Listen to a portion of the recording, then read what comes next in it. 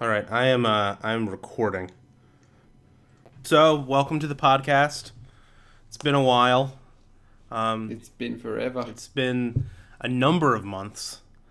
Um, I'm surprised if anyone actually still subbed to this YouTube. so for the thingy. five people listening, trying to get back on the horse here, we have absolutely nothing prepared, and we're just going to talk and see what's been going on. Don't tell them that. We've been doing research and stuff. Oh yeah, that's what we've been doing for the last 6 months is extensive research. We're coming out with massively big new. No, not really. Just been busy with stuff. So what have you been playing? What have you been up to? Okay, I've been playing 2 games lately, and you can choose which one we talk about, or maybe we can talk about both. I don't know. I've been playing Rocket League and Hollow Knight. It's a 2D Metroidvania. So how far have you finished Hollow Knight? Or Yes. I say questioningly. Yes, because I got the bad ending. No, because I didn't play through it to get the best ultimate ending. what do you have to do? Potential spoilers for Hollow Knight, I guess. But what do you have to do to what changes the endings? Just doing more stuff, going to more areas, exploring every little corner of the map, and So it's doing all the stuff that when you go there. it's Basically, the old Kingdom Hearts approach then. I guess so. I never was into Kingdom Hearts. Yeah, Kingdom Hearts always had it to unlock their and they're more like secret endings. They're not really different endings. They're just more ending. But to get to them, I think you would have to 100% the game. You would have to do everything, and there were always these really. Anytime a Kingdom Hearts game came out, like the first two, I would just ignore the fact that there's a secret ending because I would never be able to access it because some of the mini games in those games are so like frustratingly hard. Or The reason I didn't I don't think you have to go 100% it, but you have to just go a bit more than I did. But to be honest, it didn't hold my interest enough to, I was struggling to get to the end. I kind of got to the end a little bit out of spite because I got a little bit over the game at around I guess I finished it about 20 hours, Yeah. and I think about the 15-hour mark, I kind of was getting a bit over it already. yeah, I've experienced that before too, where you've sunk so much time into a game that you're not even really enjoying that much at that point, but you just finish it out of. Yeah, you're kind of playing out of spite. The worst game that I have such a bad memory of now that I've done that to was LA Noir that came out it must have been 8 years ago now, right? Yeah, it was a long time. But I played through that game and it's not a quick game, and I was about halfway through it and I was totally done with it. I wasn't enjoying myself. I thought it was too slow. The interrogation parts never really did it for me. But for whatever reason, I wanted to finish it, and I just had a terrible time with it. Not because of any part of it really wasn't the game's fault. I mean, it could have been better, but it was really just my own stubbornness that just ruined my experience with that game. Yeah. Anyway, 8 years ago was a bit late for it, I guess, but thank God now there's YouTube. Yeah. I probably should have just watched to the ending of Hollow Knight. I mean, that's what I did with the extra endings. I just went to YouTube and watched them. Rather than exploring. Do you like that what it did with its game is that it forced you to the way it did its endings was that it forced you to do more content? Do you like that handling of multiple endings, or do you think I do. There's a reason I didn't like it I didn't finish Hollow Knight, and in other games I have. In other games I've wanted to explore 100%. I've wanted to explore every nook and cranny.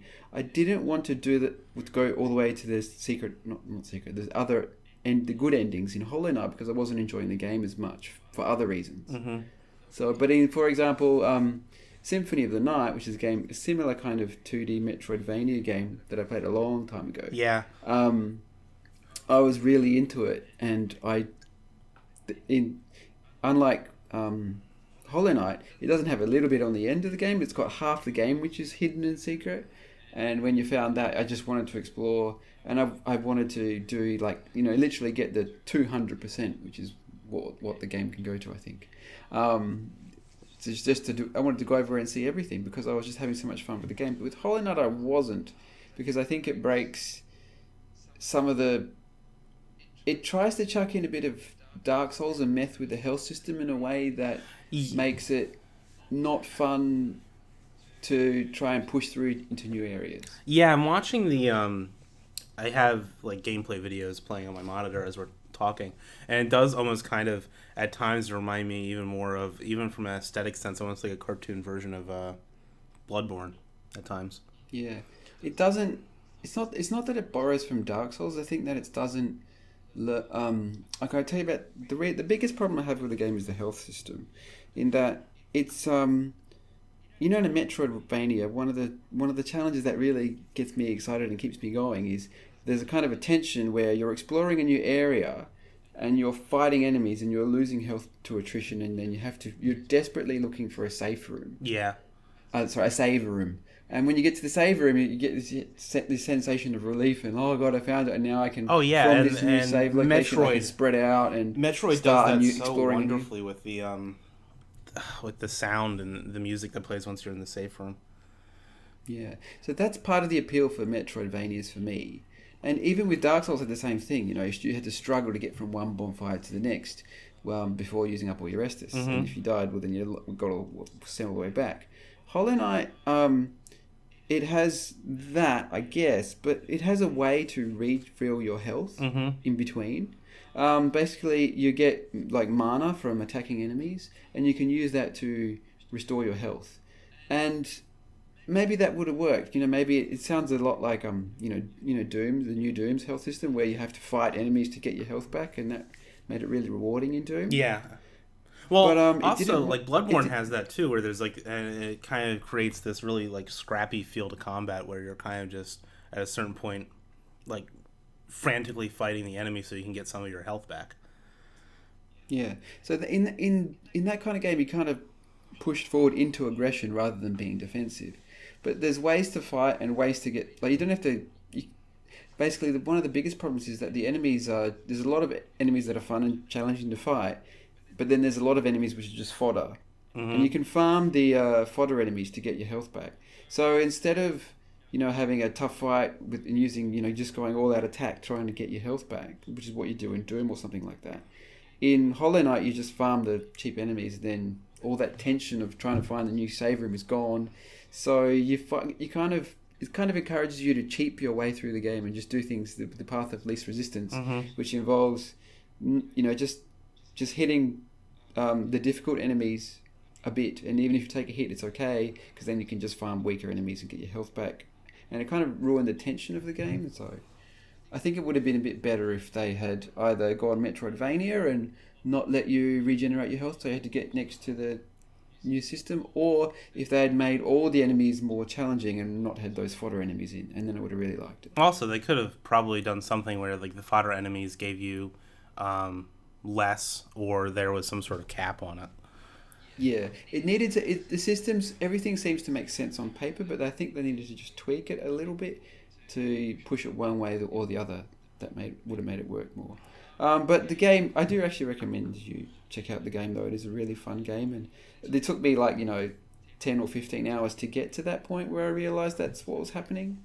But for the first 10 or 15 hours, I was having lots of fun. But then after that, I realised some of the harder enemies I could just take all the hits straight to the face and just hit them at the same time, and then it wouldn't be a problem. And then that's when I kind of stopped having fun for the game, and I have to take responsibility there. It's kind of my fault for the way I played it. Mm-hmm. But, And I do recommend also, it sounds like it's a pretty. It has a lot of game to it. If it took you almost 20 hours to finish it.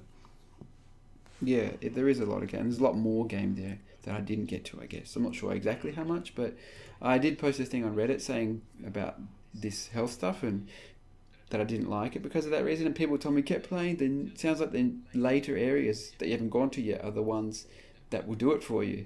But it's kind of a bit too late at that point. Yeah. I burned out in the game.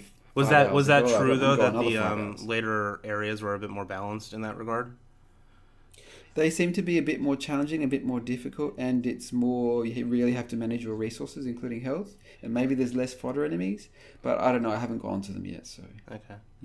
Do you have to get to... But no, I mean, I feel bad for slagging off the game. I really did enjoy it for 15 hours, and if you get a game for, I don't know, what is it, 10 or 20 bucks, and you enjoy it for 15 hours, then the 5 hours you hate finished it is your fault and not the game's fault. Yeah, sure. And I feel like there's a point in any game, regardless of how good it is, where I'll get to a point where I kind of just want it, where like too much of a good thing is definitely a possibility. Like I'm 60 hours into Persona 5, which is one of my favorite games of 2017, but I still haven't finished it, and I had to take a break from it just because I was getting to the point where I was just getting tired of playing it.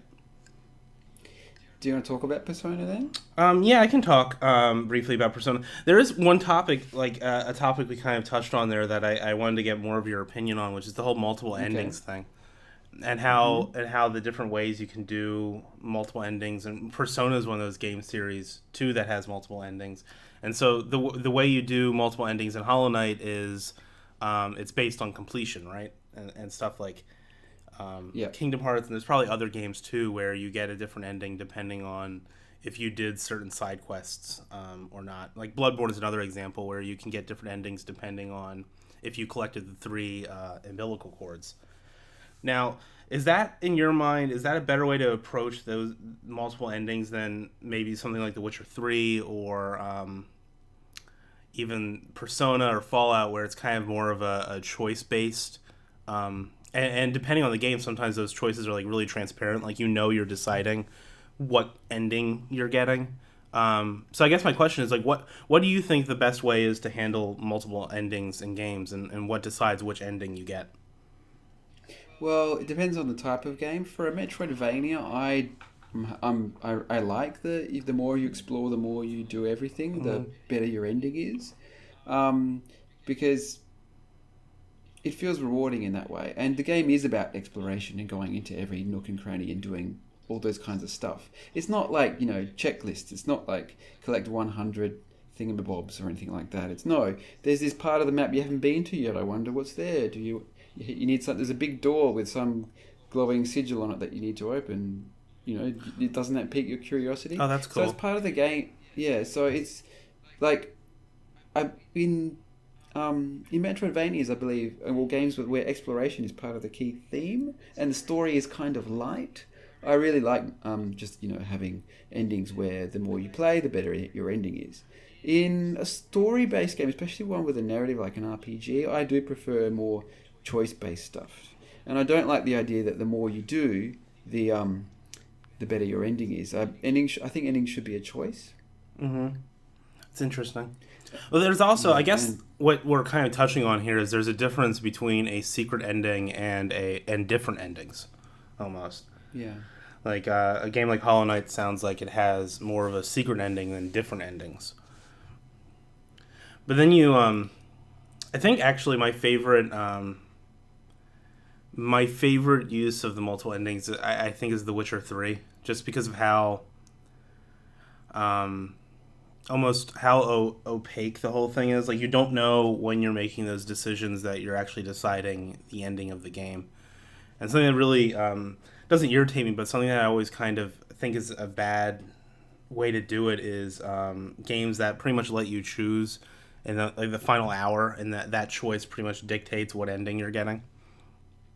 Yeah, it should be like a build-up of... Yeah, there's got to be at least like the impression that there was a build-up to it, or that there's a decision you made sometime throughout your game, that throughout the walkthrough that caused the different endings. And then of course there's Mass Effect 3 that, Yeah, it's like, congratulations to the last 30 seconds of the game. Yeah, which ending do you want? Which ending do you want? That actually did the worst of both worlds. It was the sudden decision at the end that changes everything, and you have to get 100% completion. Yeah, it was the worst of both worlds. But I feel like what is it? The last 6 years now of pretty much the entire video game industry has been talking about how terrible the Mass Effect 3 ending is.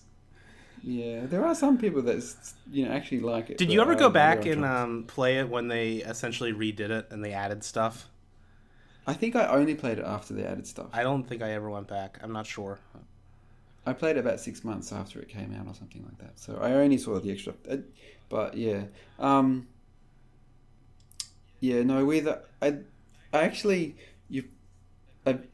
made a video actually specifically called Multiple Endings. It was one of my third video or something like that. So it's probably so long ago that everyone's forgotten about it. But it specifically talks about the Mass Effect 3 ending in comparison to the Blade Runner game. Oh yeah, I remember that. I'm bringing it up now. You don't remember it. It's fine. But no, it's fine. But it's so basically my opinion with I really like that game Blade, which is a game almost no one's ever played. And it has a really good way to go around its multiple endings. Like what you said with The Witcher 3 sounds really, really good. Like how your decisions that you made much earlier in the game affect the ending, and that's awesome. And that's what every game should aspire to be like. But it's really, really hard to make. Well, the thing about Blade Runner. Sorry, go ahead. What Blade Runner did instead was it had like the first 2/3 of the game where you're kind of hunting somebody down. You're trying to chase after them, so they dictate the narrative basically for the first 2/3 of the game. And then in the final chapter, you meet them, and the story really can go in completely different directions. And the thing that I really love about its ending is that it will change the nature of characters, including yourself, based on your decisions. Not as a consequence of your decisions. It'll retcon stuff that you never knew. So, for example, if the Blade Runner, there's androids, there's android hunters, and if, for example, you kill all the replicants, it will say, okay, you're a human. And if you if you sympathize with the replicants, it'll kind of say you're a replicant. And so it gives you an ending which makes sense for your character. Yeah. Like if you kill, it almost makes sense for your playthrough. Yeah, so it goes back and retcons fundamental things about not only your character but other characters in the world based on your decisions. So it's not the consequences of your decisions. It goes back and retcons stuff that it just never told you about before. But to make the narrative work the best for the story that you've basically half written yourself.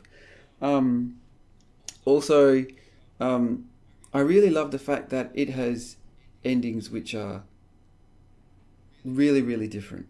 Like, you can kill the replicants, you can side with them, you can sympathize with them and just leave them alone, or you can actually join them, or you can say, this is all fucked up, I've romanced someone in this game, we're just getting in a car and driving off to the sunset and saying, fuck all this. Yeah. And it's just this third completely different ending, which is awesome. So that's why. And it kind of sounds like those endings feel like natural build-ups to whichever playthrough they coincide with, too. Yeah. Because sometimes you'll run into an issue where you have these drastically different multiple endings, and regardless of what chooses them, they can sometimes feel wildly disconnected to how you played the game. Like, I remember going through BioShock, and both the endings of that game just feel so just not in line with the story of the game up to that point. Regardless of how you played it, harvesting Little Sisters or not, both those endings just feel really weird and not. They don't feel what's the word I'm looking for? They don't feel like they add anything, or they're connected, or they're like a natural through line to the previous 15 hours or so that you've played through the game. Yeah, Witcher. I really got to play The Witcher. Tell me more about The Witcher's endings. I don't remember exactly, but I believe there's a choice. There's a few choices that you make in the final half of the game, probably the final third, that end up deciding which endings you get, and it's all choices. So the endings are pretty much decided by Ciri, who's your adopted daughter's feelings towards Geralt, who you play as. Oh. And these decisions kind of alter her, relationship with Geralt, and that ends up deciding what Ciri's decisions are in the final hour. At least I think that's how it works. It's been a while since I played through it. But what's really cool about the choices in The Witcher 3, which one of my early videos is about too, is that they don't make it obvious when a decision you're making is going to drastically affect the outcome of a character's life or a quest line or that sort of thing.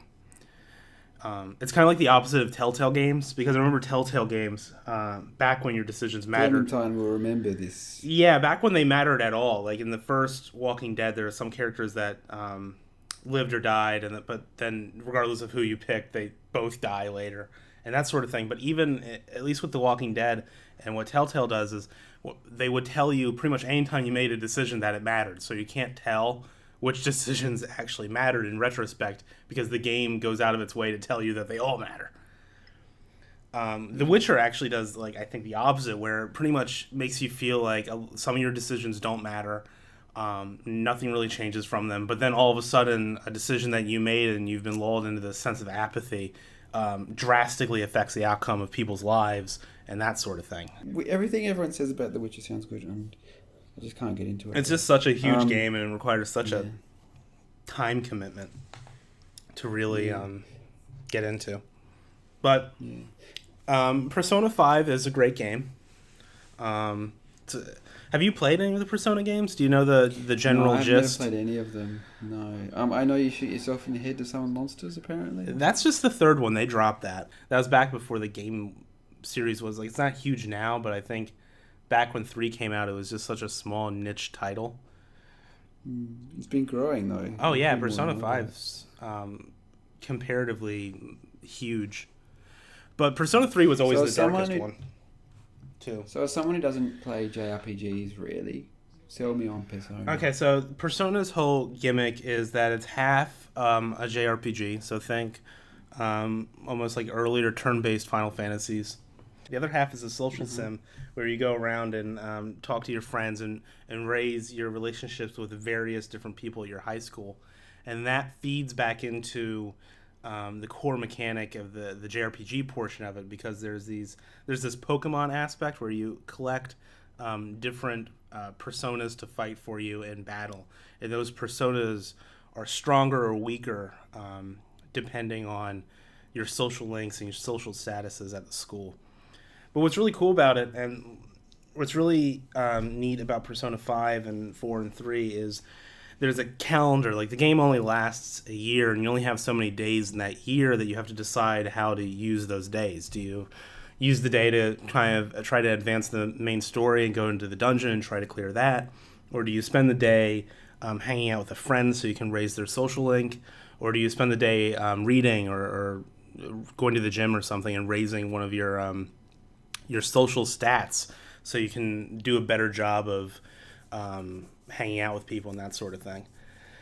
Do you think, just a quick question, could you fail based on poor time management? Or? Yeah, there's so for example, I think there's like 10 dungeons maybe. I think there actually might be more.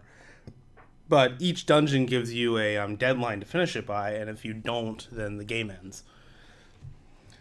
Wow. So there definitely is that, and the better you manage your social links and your time spent with these people is the easier time you're going to have clearing these dungeons. What ends up happening though is the combat itself is really reliant on like a strength and weakness system, like Pokemon. To the point where if you don't use it regularly, you're going to have a much harder time getting through the dungeons, because sometimes the enemies will use your weaknesses. Anytime an enemy or you attack someone with a weakness, you get an extra turn. So an enemy could potentially wipe out your whole party in one round if it gets lucky with your weaknesses and exploits them. But you can load old saves if you screw up, though. Yeah. It's not something where you can make multiple saves and that sort of thing. So if you screw up a playthrough irreparably, you can always go back a few saves. But what's really cool about it is, so you need to exploit enemies' weaknesses in order to make real progress in the dungeons. But in order to do that, you need to spend your your mana. I think it's called SP in the Persona games. But SP doesn't generate by itself, and SP recovery items are pretty rare, at least in the beginning of Persona 5. So the only way to really regenerate your SP is to leave the dungeon and pretty much come back later. So you start the dungeon every time with full SP after you've rested. But then that wastes a day. So you have this constant struggle between, well, should I keep going in the dungeon so I can get more of it done today, or should I go home and rest and just come back another day? And you could potentially stretch the time it takes to complete a dungeon over 4 or 5 days if you aren't careful with your SP management. But then that kind of ties into the social aspect of it, because then you're kind of questioning yourself, well, if I complete this dungeon in less days, I can spend those other days hanging out with people and making my persona stronger. And so it's really cool how the systems all come together. And it sounds like when you tell someone the concept behind Persona, it feels like two games just kind of mashed up together, right up next to each other. And sometimes it definitely is that. Like, but this whole calendar system and the way SP works and the combat system all work really hard to make the two feel really connected, which is impressive. It's a very well designed series, and there's a reason why so many people love it, I think. It's only on PS4.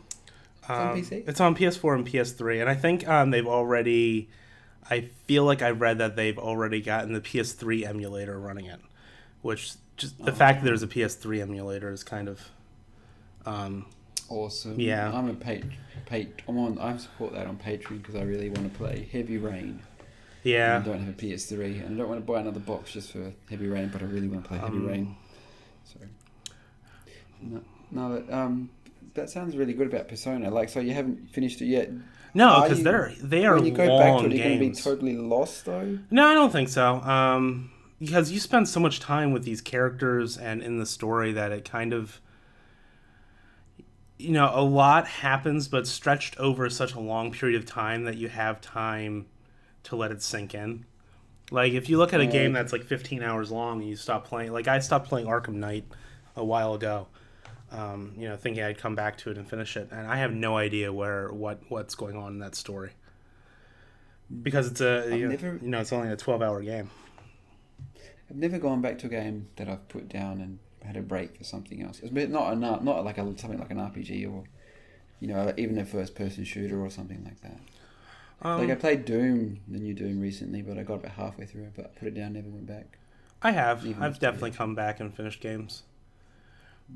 I feel like, I don't know for certain, but sometimes I feel as though I have maybe a shorter attention span than a lot of gamers. Because when I hear about people talking about, I put 600 hours into Skyrim or Fallout, or even like Civilization, I'm just like, I feel like I put like 50 hours into Skyrim over the course of however many years, and I feel like that's enough. I think the people who put 600 hours in Skyrim are a bit of a rarity. The people who put 600 hours in Civilization are not, but they probably have the lowest attention span. I know I was one of them. It's the attention span you need to play Civilization is 1 minute, because the cycles of every turn happens in 1 minute, and it's just addictive. Yeah, it'll string you on 1 minute at a time. And it's the same way with the Total War games. I remember I got that, and I got Shogun 2 and Civ 5 in the same Steam sale. And I looked at my time played on both of them like a month later, and it was like 20 hours, and I did not remember playing either of them for more than like 2 hours. Yeah. It's always weird when I go back and look at my most played games on Steam. There's always surprises in there. Is that really my number or whatever? So you also mentioned that you're playing through, or you've been playing some Rocket League. Yeah. There's not really that much to say about Rocket League except that it's really good. It's kind of like a game you've never played before. Yeah, it's a new genre almost. Or new subgenre. It's a sports game and it's a car game. You hit the ball into the goals. One of the things I like about it the most is what I didn't like about it when I first started playing, is the way they've altered physics and stuff to make the game more fun. Like, for example, in the car, let's say the car's about the size of a regular car, then the ball's probably about the size of a small apartment. But when the ball hits, and the ball kind of moves like it's got a little bit of weight to it. It's a little bit floaty, but it's got a little bit of weight to it. So you kind of assume, okay, the ball weighs this and the car weighs this, so when the ball hits the car, they both kind of go in different directions. But cars are so heavy, I guess. They're rigged to be so heavy that the ball will never make the car move off-center.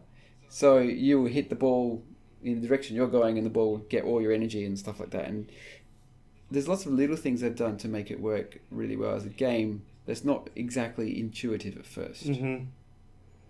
Like there's there's the button to drive forward, there's the button to jump in the air, and then there's the button to boost, which is like a rocket boost out the back of your car, and then there's another button which is like thrusters, I guess, which gives you an instant push in one direction. And so it's really complicated movement actually when you get down to it, but that's why it's so rewarding to keep playing. I mean, I've already played like almost 200 hours. Yeah. And it's really rewarding because you master a system that's completely new. So it's like, yeah, like you said, it's a whole new genre. Do you at some point like kind of feel like you're in total control of the car? Like, do you feel like the controls do a good job once you've learned them? Um, I never really feel like I'm in total control of the car and I can do exactly what I want. But that's not the controls. It's just the cars and the physics, and it's difficult to do what I want to do in a car. Mm-hmm. I mean, even this, imaginary car. I can't blame the controls. I can only blame myself. So I've got the hang of the controls. But the part of the way it gets more fun and gets more rewarding is that you learn, like, after 100 hours in, you'll still be learning new tricks. Like, oh, so if I put this rocket boost, if I don't always double jump, I use single jump, then use the boost, then use the other jump, I can do all this other stuff, which makes sense if you've played Rocket League, and just sounds like gobbledygook if you haven't. But I'm still learning stuff that changes the way I do things much later. And it's a game like soccer, even though it's condensed into 5 minutes. It's a game like soccer where when something goes well, you like want to pull your shirt over your head and run around. So it's really rewarding in that way. It's not basketball where you score all the time and it's not exciting. You score. There's maybe in a game you'll have some games where you maybe get like between both teams 6 goals in a match is about average. Yeah, I mean, I played it. Sometimes you have games that get 1. Because I think the only times I've really played it were with you, and I remember that one time we were playing against real people, and I scored a goal, and that was like a really... I don't know how I did it. Like, I couldn't replicate it, but it was such a good feeling to, like just get it in there and like feel, even for like that small second of time, just feel like you're actually good at Rocket League. Yeah, it's a very rewarding... They really milk the way the ball goes in the goal and explodes and pushes everyone back. It's like... really focusing on the you did it, yay. There's probably rewards. It's probably a video topic in there somewhere. Yeah. And they do lots of little things really well. Like there was a thing on NoClip about how they had to design the exact shape of the floor that connects to the wall so that the ball didn't bounce weird, but players can still drive up it and stuff. And there's lots of little things like that. Lots of little UI things too that make it easy to see the ball when it's not on screen and stuff like that. Did you watch the NoClip documentary for it? Yeah, I did. Worth a watch, you think? I liked it, but I here's the deal. Basically, before I played Rocket League, the NoClip documentary came out before I started playing Rocket League. I started watching the documentary for about 5 minutes and didn't get into it. Then I got really into Rocket League and went back and watched the whole thing. With other NoClip ones, like the Final Fantasy 14 one, which I haven't never touched the online Final Fantasy, but I really thought the documentary was really interesting. Maybe it's because I live in Japan, I don't know. But with Rocket League, I wasn't interested in the documentary until after I'd played the game. So if you're into Rocket League, watch it. If you're not, maybe not. Yeah, the Final Fantasy documentary is great, and that's a game I've been playing a lot of since the new expansion came out. And if everything goes to plan, the next video for the channel is actually going to be on Final Fantasy 14, so I'm kind of excited to get that out. Any spoilers?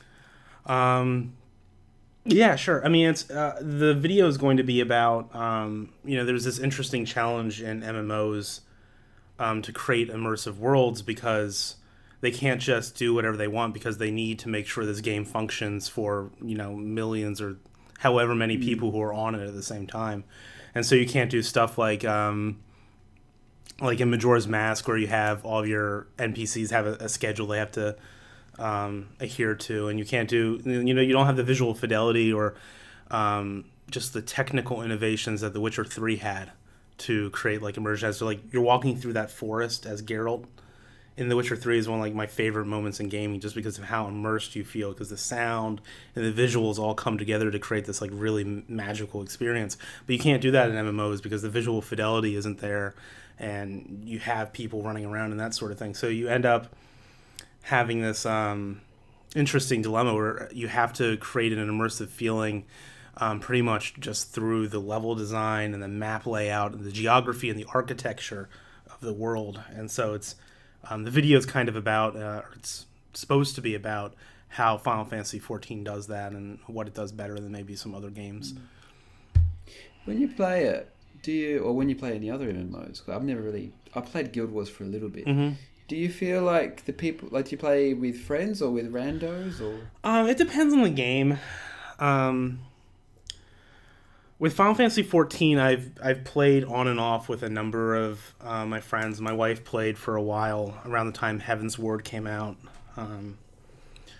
With World of Warcraft, I mean, I've been playing that on and off, and I've never been going back to my low attention span. I don't think I've ever been like in the end game in World of Warcraft. I just never got that far. I think I was briefly for some times around Mists of Pandaria,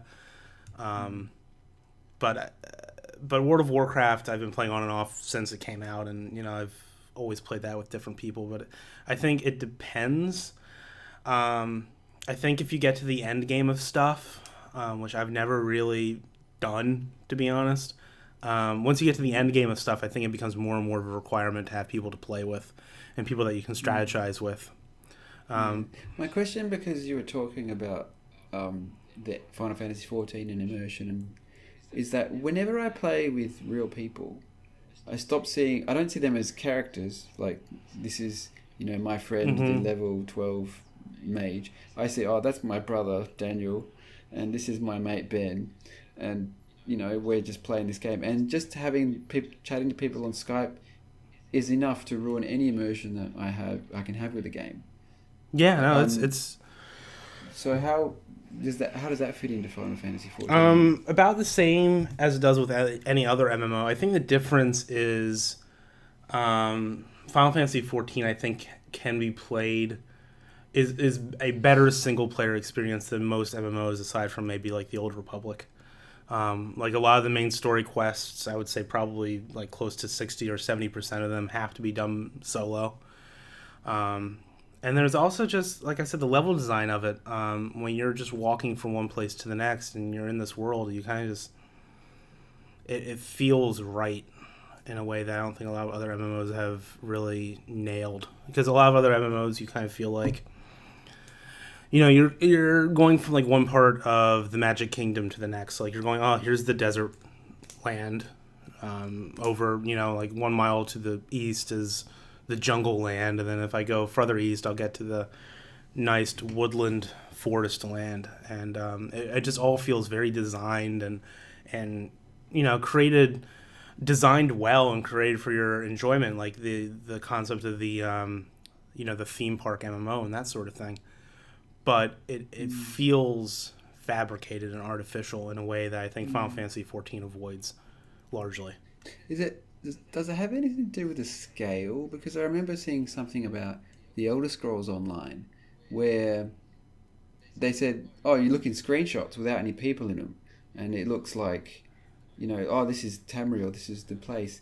But then when you have people on the screen, you realise the buildings are giant, the doors are huge, and that's just so everyone can kind of fit around and go everywhere spatially, and it works.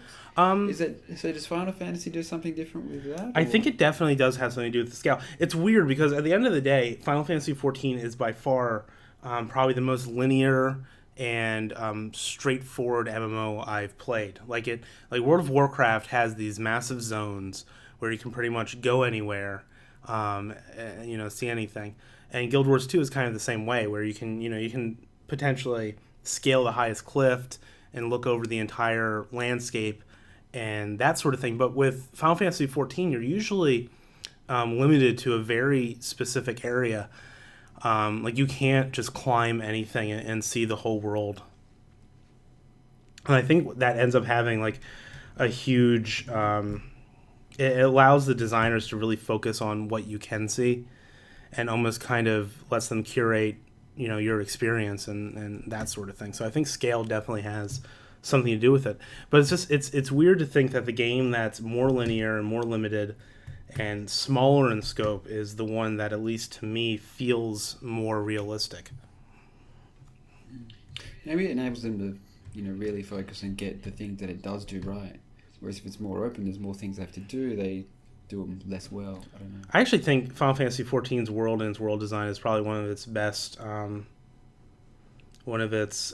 qualities, because the gameplay itself is really just a rehash of World of Warcraft, like the the holy triad and that sort of thing. But and there's like interesting flourishes here and there, like the idea that you can play any class with one character is really awesome because you don't have to make a new character if you just want to try out a new class.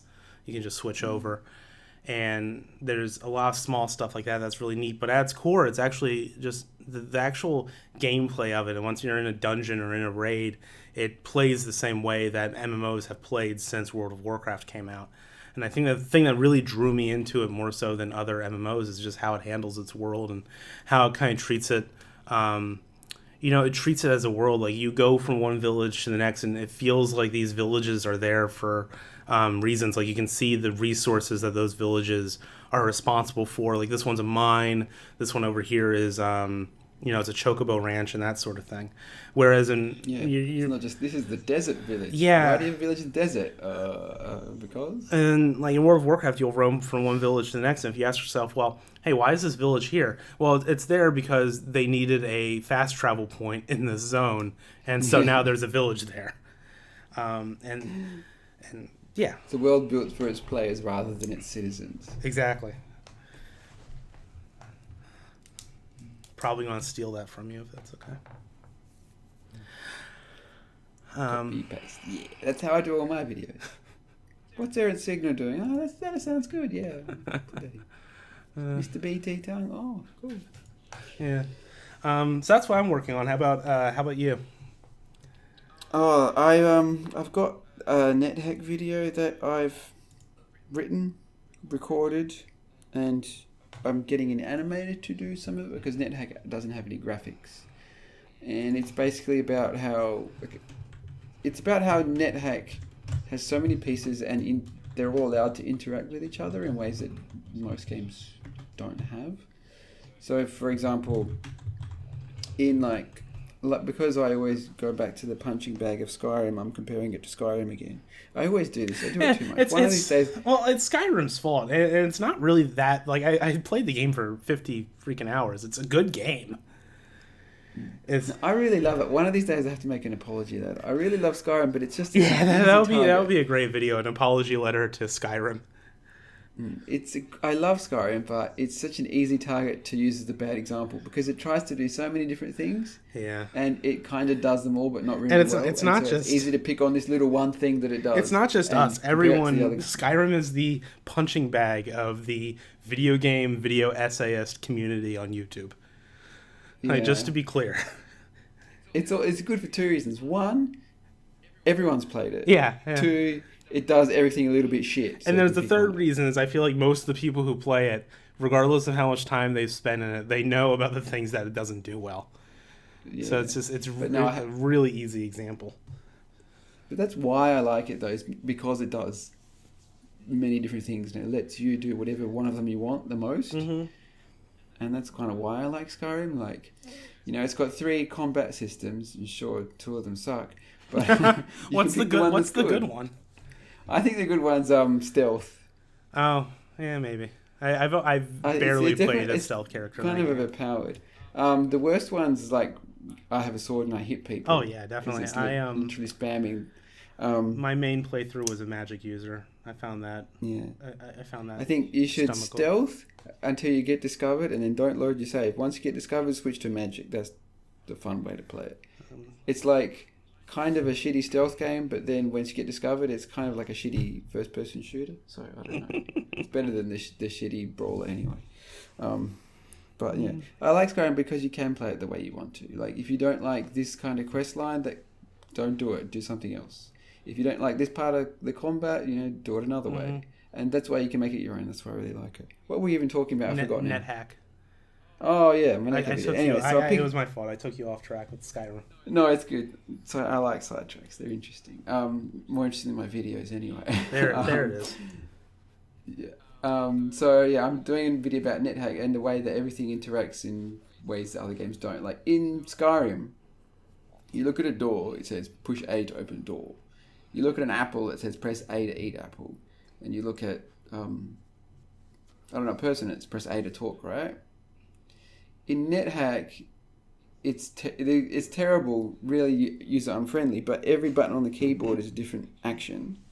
So you can, for example, instead of talking to a person, you can try and eat them if you want. It doesn't do anything, actually. That's a bad example, probably. A lot of them doesn't do anything. It's like, you can't eat a person, don't be a dickhead. But a lot of the times it lets you do stuff that in other games it would never let you try, and it comes up with funny responses. So like you can actually talk to an enemy and bribe them into gold. With some enemies, and bribe them into not fighting you.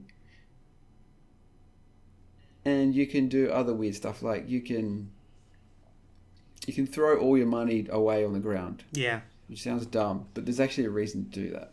Sometimes you can come up with creative solutions of your own, mixing and matching verbs with different objects. Yeah, well, it's the entire discovery aspect of it. Yeah, which is great, and also the way that it's great because you can interact with lots of the objects. It's great because there are lots of objects. There's lots of random things that aren't in other games. Like there's a tin of grease in NetHack, and in like any other game, there wouldn't be a tin of grease. In NetHack, there's a tin of grease, and there's multiple different ways you can use it. And it's so it's the objects, the verbs that you've got to use, and the enemies, and a way they all interact with each other makes it kind of an amazing game. And what's really interesting about NetHack is just the fact that it was even possible, because that's not possible today, because you can't just because NetHack's just text based, right? Yeah, it's got the graphics are basically the letters and numbers. You can get like rudimentary graphics for it in tile sets, but most people play it just with letters and numbers. Like, oh, that big letter D over there, that's a dragon. Well, it's just interesting that like not many games today, followed up with what NetHack started. Like there aren't that many text based games coming out unless I'm missing them or something, which is possible. Yeah. No, I can understand that. There are still a lot of roguelikes which follow the same kind of formula as NetHack, but even other roguelikes are like, there's an enemy, you go hit it with your sword, if you get into trouble you can use your magic items to teleport away or regenerate your health. It's kind of standard stuff. In NetHack you can do all kinds of crazy stuff. Like you get into trouble with an enemy, you can, I have this scroll, I have no idea what it is, I'll try reading it. Or I have this potion, I have no idea it is. I can try drinking it, or I can try throwing it at the enemy, or I can try digging a hole in the floor and falling down to the next level, or all kinds of stuff. Yeah. And or you can transform into it. Like in this game, in NetHack, you can be polymorphed into a dragon. And only if your character is female, you can then lay eggs. And those eggs will hatch. And they will be your little baby dragons, and they'll follow you around and fight your enemies and stuff for you, even if you turn back into a human after that point. So it's just kind of crazy what you can do with NetHack. And the weird thing, the great thing about it is, because it's had development for like 20 years, they can just chuck everything in there. Yeah. Like in other games, it would be like, what happens when like in old adventure games, you'd be like, what happens when I use the soap with the key in my inventory? I can't do that. In NetHack, there's a lot of I can't do that too, but it also has a lot of, why the hell are you trying to put a soap in a key? What are you doing? Or stuff like that. Like, yeah. Yes, that's why I'm making a video about NetHack. What's the easiest way to play it these days? There is no easy way to play NetHack. It is a really hard game to get into, but I think you can play it in a browser if you load up. If you just Google NetHack play in browser online something, you can actually play it in a browser, and in another window you need to open the list of key commands. Yeah, I can imagine. Because the lowercase, for example, like what button on your keyboard would you press to drink a potion or something? Maybe like maybe the D key, or I would map the potion to one of the number keys and then press the corresponding number for that potion. I'm not sure you can. Anyways, but it's Q. You have to. I'm not sure you can remap the keys. It's Q to drink. You quaff potions. Yeah, that D is actually drop. makes sense. D is drop. They had to use stuff like that, and to go down the stairs to the second level is after you clear the first level. You'll have to go down to the second level. You you have to press the greater than key. You can't click on the stairs and click go down. You can't do any of this normal stuff that you would, in a modern game. You have to figure out the weird keys. But that's kind of what makes it interactive, because you can try like doing random stuff with doing random verbs with random stuff. Like you can eat a ring or something.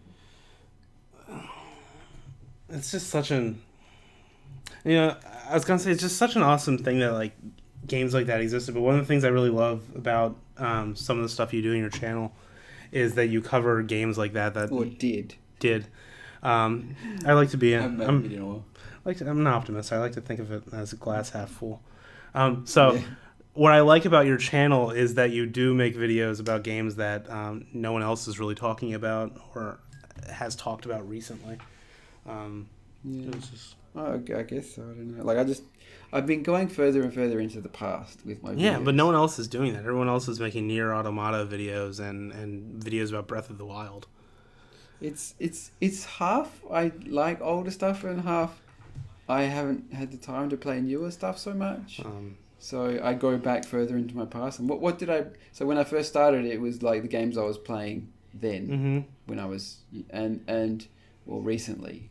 Not then, actually. It was still in the past then too. But also play everything late. But it was the games I played in the past. And as I've done more and more videos, I keep going further and further back into my past, because I'm not playing games at a rate I used to. So most of the games I've played are in the past now.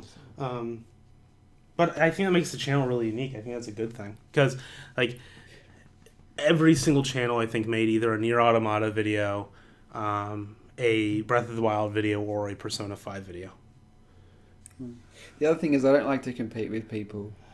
Yeah, no, I'm not. Like, I would never want to make a Breath... If I sat down and played Breath of the Wild, I'm like, I'm going to make a Breath of the Wild video now. And it's going to be better than theirs.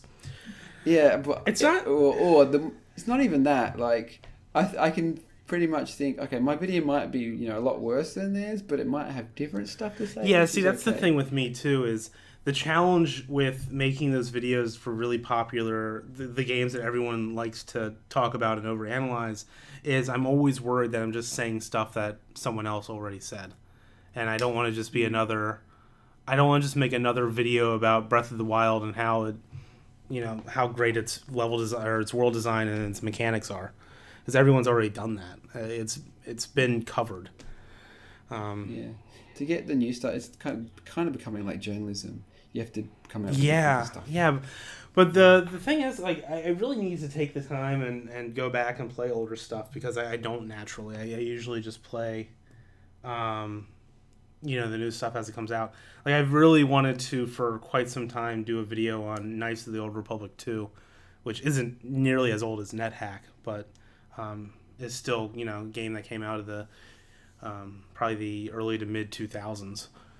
But it was a game that I think has a lot of interesting stuff going on in it, especially when you consider its like place in the much bigger history of Star Wars games. No, it was Obsidian that made it, actually. Oh, that's right. BioWare made the first one. Yeah, and the first one's really good. The first one's a great game, but it doesn't have... Knights of the Old Republic 2 just has a lot of different stuff going on in a story level, and just the way it was made and how it was kind of thrown together by Obsidian, and it's at times just doesn't really feel like a Star Wars game, but it is, and it's got its own little weird corner in video game canon. I played both Knights of the Old Republics, but I guess they didn't have a lasting impact on me, because I'm really struggling to remember much more about the game than I started off evil, and then I started getting good, and then I went back to evil before the end of the game. That's all I remember. But anyway. Also, my memory's failing, so there's that. We're approaching an hour, so I'm not sure if we might edit some of this out, but I'm not sure if you want to start wrapping up. Again, this has been no preparation done for this, but we wanted to get back on the horse and release a new episode. The 10 or so people who listened, we appreciate you. Oh yeah, but you have to remember, there's only like one of them left now. 10 started. Because after I babbled on for the first 10 minutes without letting get a word in again. As soon as I opened my mouth, they all left. Yeah, like, it's over. Yeah, come here for Wendell. Yeah, it's just us. Well, anyway, regardless, I had a great time speaking with you, bud. So, till next time, guys. Yep, till next time. See you. Bye.